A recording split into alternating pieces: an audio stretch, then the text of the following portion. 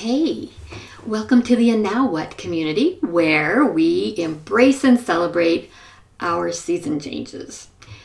If you've ever been in a place where you couldn't go back, but going forward seemed a little scary, well, you are in the right place. You might even have asked yourself, and now what? In this community, we practice the 5 P's of season change: person, place, project, physical activity, and pastime.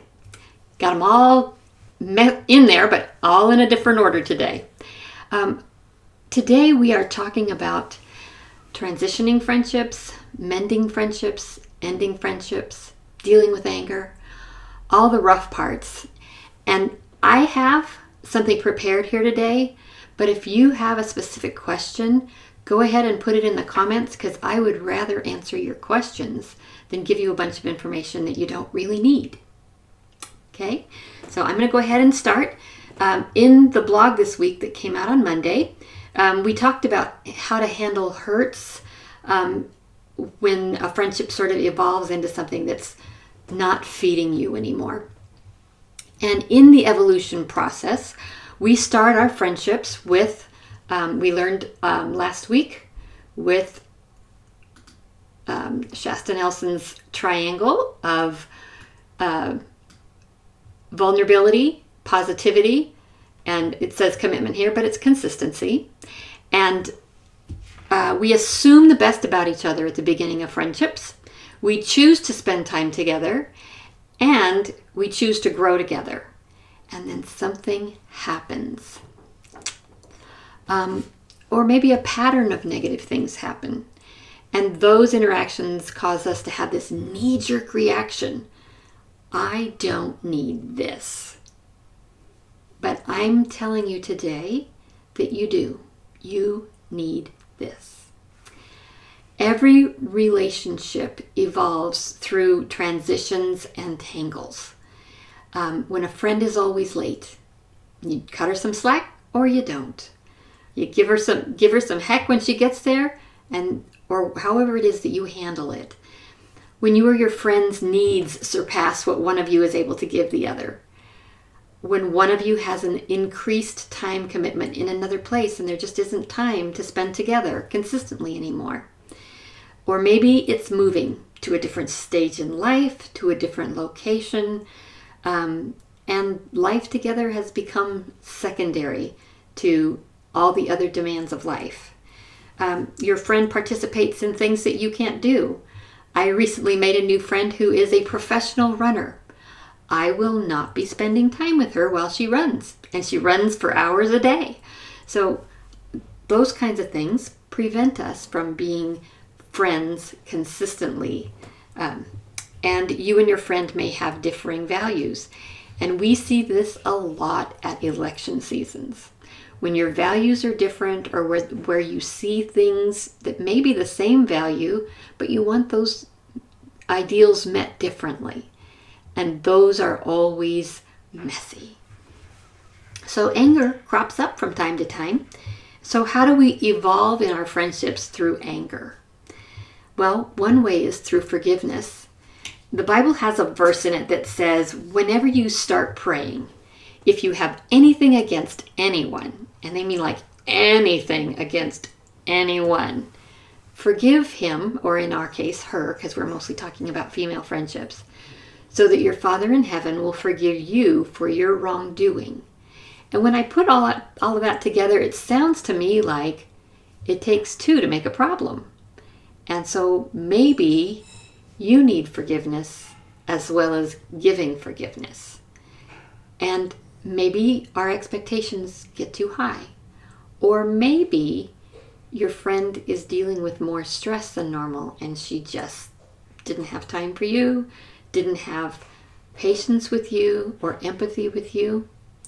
So generally, once you apologize for your role in a conflict, a healthy friend will then apologize too, or graciously accept, and any new information that's shared, they will assimilate it and take it in. But forgiveness frees both of you from any bitterness towards each other. And we don't want to be locked in any grudges. That is not a healthy friendship. We want positivity, which is down here in the base of our triangle. And if your friend doesn't take responsibility for her actions, maybe her offense is habitual or serious, you may need a cooling off period.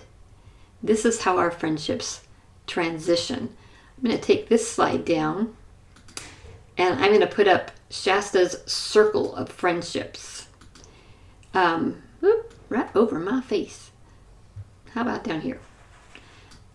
We start out with contact friends, and over a period of time and spent with each other, we become common friends. We have some things in common, and we enjoy spending time together occasionally.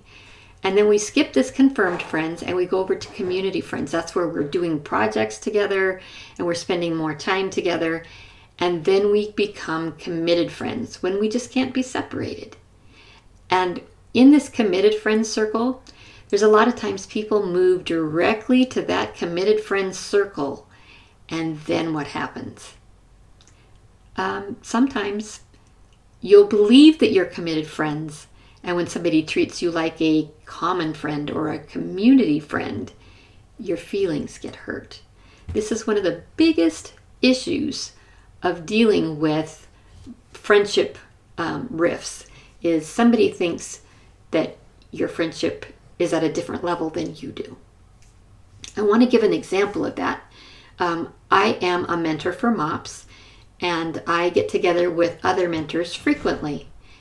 But when one drops out, I don't get together with them as frequently because we don't have the same community purpose anymore. We stop being community friends, and we begin then being common friends again. And sometimes when you spend a lot of time in community, it seems more like you're committed friends, and maybe you do become that. But the consistency part isn't there anymore.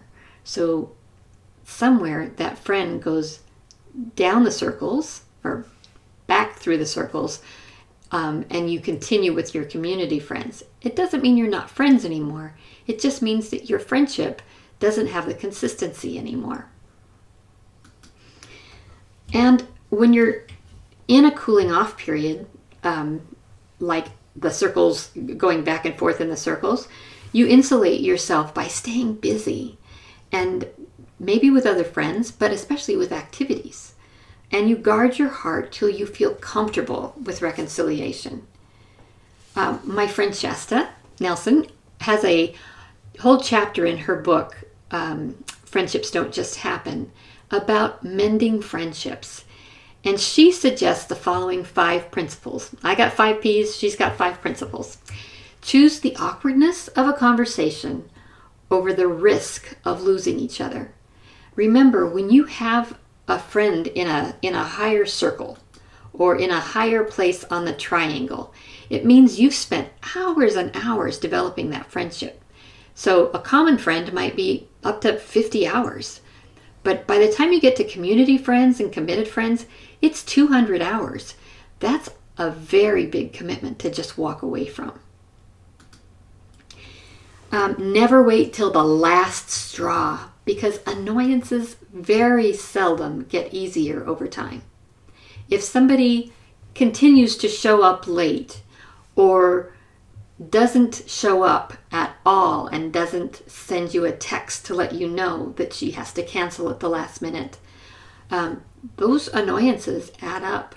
And remember, every time you have a negative, then you need 5 positives to be able to restore the relationship to its equilibrium.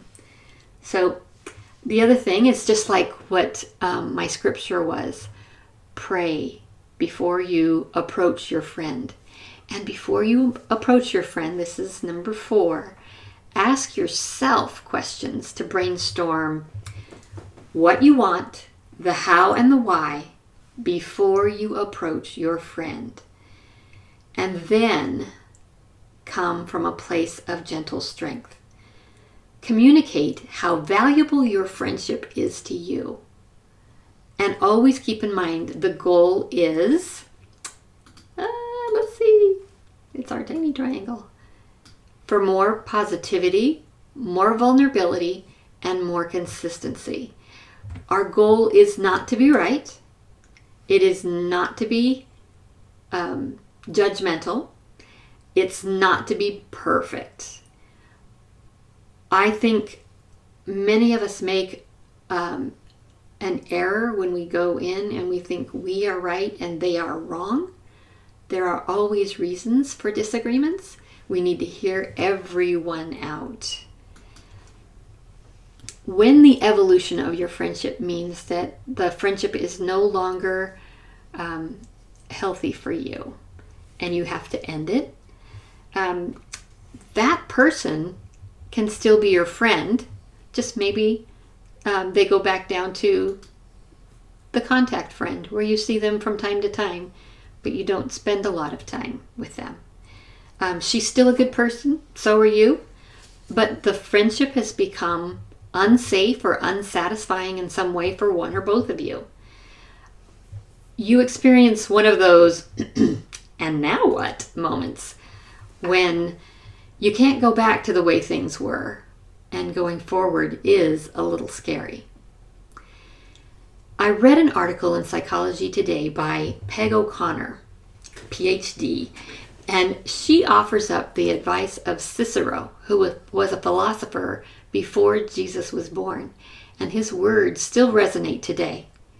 Number 1, allow a friendship to die out gradually through reducing social interaction.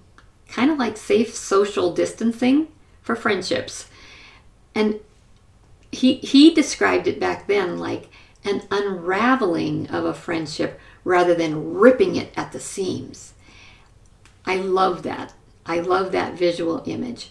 If you unravel a friendship, you may be able to go back to a place that was comfortable before. Avoid antagonism. It's a lot of times when we stumble in a friendship and we want to get even or we want to make them pay. That is never a good posture. Never.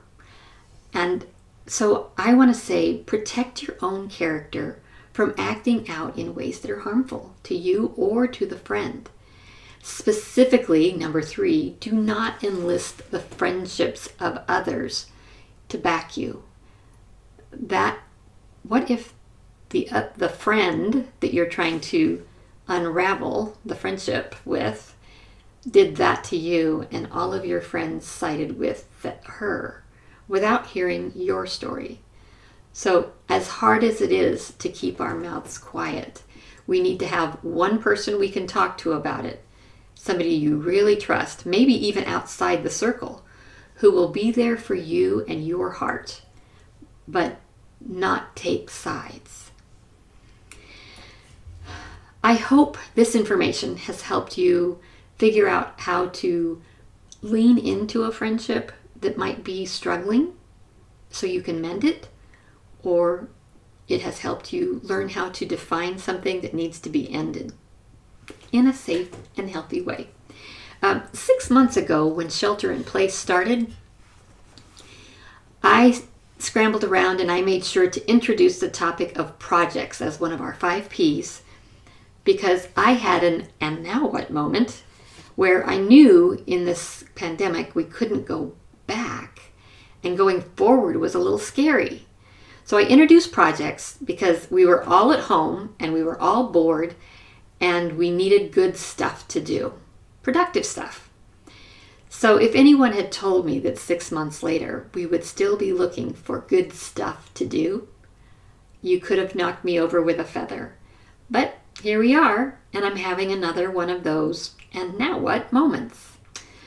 So starting next week, we will re-embark on projects with some new projects.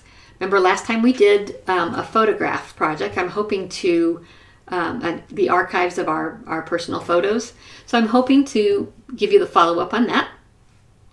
And I've got some other ideas because Christmas is coming. So we have a lot of stuff that we can cover. And if you have a great project that you've done that you'd like to share, I would love to showcase it. Everybody has different ideas about projects. I love projects, so it's one of my favorite parts of this. So starting next week, we will re-embark on projects. If you are not already signed up for our weekly newsletter that comes out on Monday, it's called The Royal Briefing for Queenagers in Season Change. It arrives on Monday in your inbox, and it has all kinds of tips and tricks for all 5 Ps, but specifically for the P that we're working on in that month. And this month is projects. So these projects will help you navigate your season change with purpose and panache. So until next week, use your authentic positivity, your intentional consistency, and your careful vulnerability to make new friends, be a good friend, and treasure the friends who love you. Till next time.